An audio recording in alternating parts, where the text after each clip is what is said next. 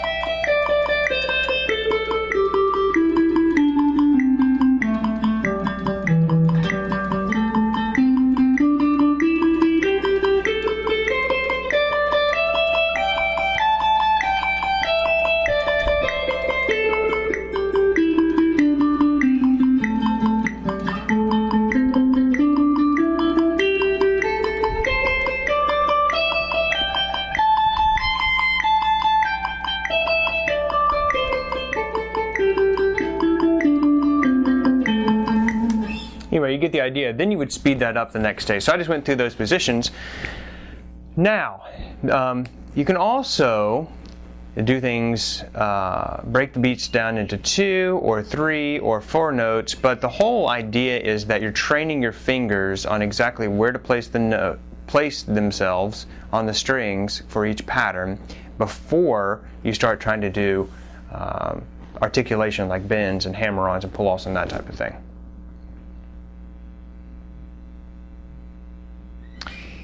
Okay, now what we're going to do is I'm going to show you a couple more practice techniques.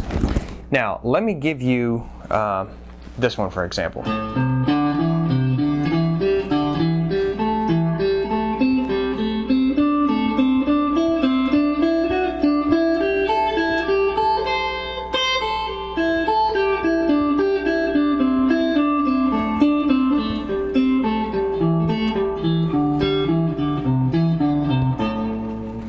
Now, that's that same blues pentatonic in the first position. Just making it into a little lick. So it's 1, 2, 3, 4. So it's the first 4 notes of the scale. Then you start on the second. You start on the third. You start on the fourth. You start on the fifth. Then the pattern starts over. So,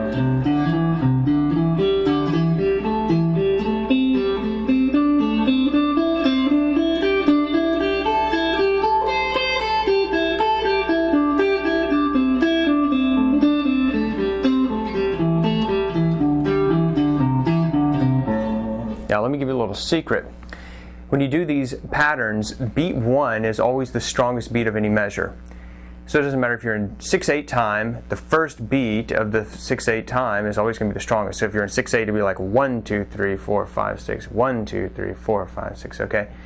So the 1 is always getting a strong beat. If it's your 4/4 time, it's 1 2 3 4 2 2 3 4 3 2 3 4 4 2 3 4. Okay, or I should say 1 2 3 4 1 2 3 4 1 2 3 4. So when I'm doing these, I'm emphasizing the downbeat of each measure. If I was to write these out, it'd be like 1 2 3 4 1 2 3 4 1 2 3 4 1 2 3. Now I'm counting the beats. I'm not talking about finger numbers. I'm not talking about frets. I'm counting beats for you. 2 3 4 1 2 3 4 1 2 3 4 1 2 3. If you emphasize that first beat, then you'll be able to have a much more steady rhythm, and you won't get mixed up in the pattern. If you try to play them all straight with no emphasis and no beats stronger than the others, it's easy to get mixed up. For example, if I just went,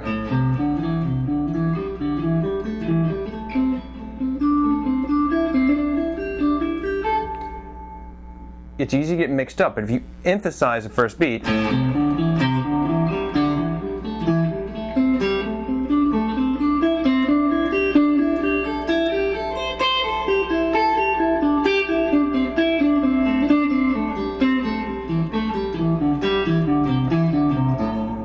alright, I'm going to give you the close-up pattern on the next video of what I just did. Okay, so here's what I'm doing. That's the first part. Then I start on the second note.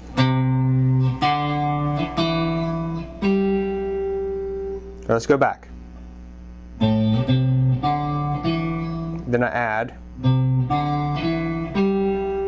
Then I just keep going right up the scale.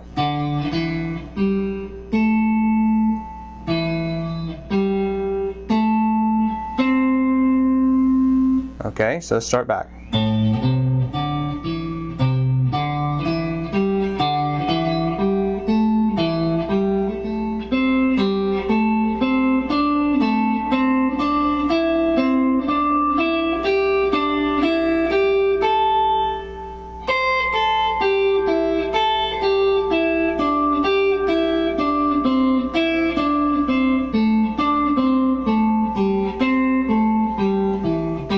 Oops.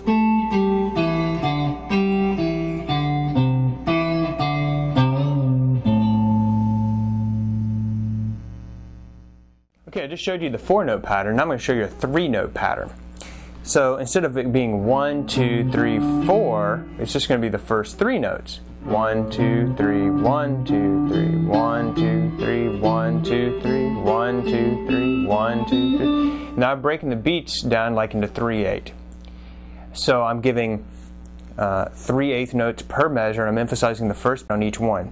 1, 2, 3, 1, 2, 3, 1, 2, 3, 1, 2, 3, 1, 2, 3, 1, 2, 3, 1, 2, 3. You get the idea. Then when you're coming back down, you do the same thing.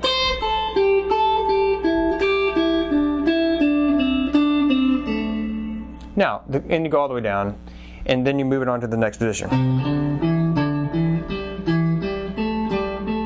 etc. And you go all the way up and all the way back down. Now, let me show you something cool.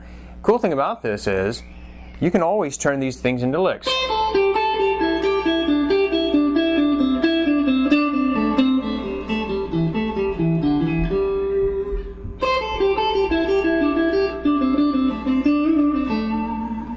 Okay, so I'm kind of like mixing and matching the 4-note pattern and the 3-note pattern. How about 1, 2, 3, 1, 2, 3, 1, 2, 3.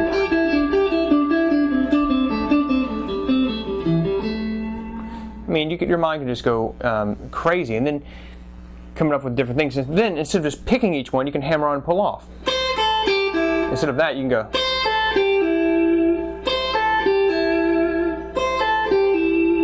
And we'll talk about exactly hammer-ons and pull-offs in the next video.